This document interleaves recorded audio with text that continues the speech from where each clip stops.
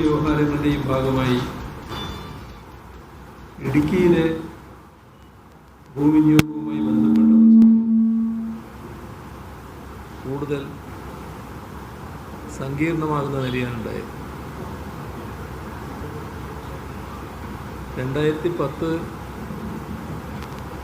ജനുവരി 21 ഹൈക്കോടതി ഉത്തരവ് അതനുസരിച്ച്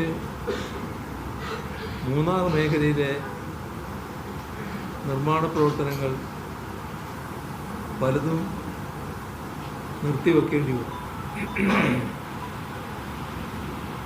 ചട്ടപ്രകാരം പതിച്ചു നൽകപ്പെട്ട ഭൂമി കൃഷിയും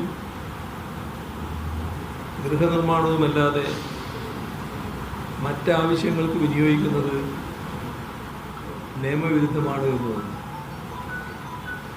മറ്റാവശ്യങ്ങളെന്ന് പറയുമ്പോൾ ആശുപത്രികളുണ്ട്, വിദ്യാഭ്യാസ സ്ഥാപനങ്ങളുണ്ട്, ആരാധനാലയങ്ങളുണ്ട്, കച്ചവട സ്ഥാപനങ്ങളുണ്ട്.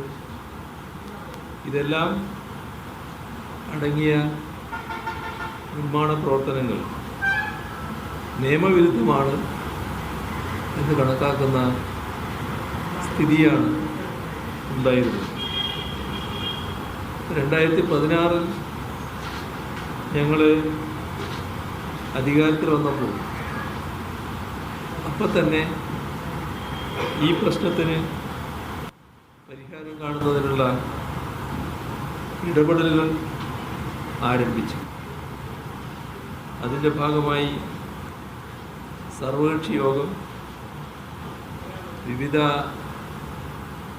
സാമൂഹ്യ രംഗത്ത് പ്രവർത്തിക്കുന്നവരുടെ യോഗം, പരിസ്ഥിതി സംഘടനകളുടെ പ്രതിനിധികളുടെ യോഗം, മാധ്യമ പ്രവർത്തകരുടെ യോഗം, ഇങ്ങനെ വിവിധ തലങ്ങളിൽ അതുമായി ബന്ധപ്പെട്ട ചർച്ചകൾ നടന്നു. 2021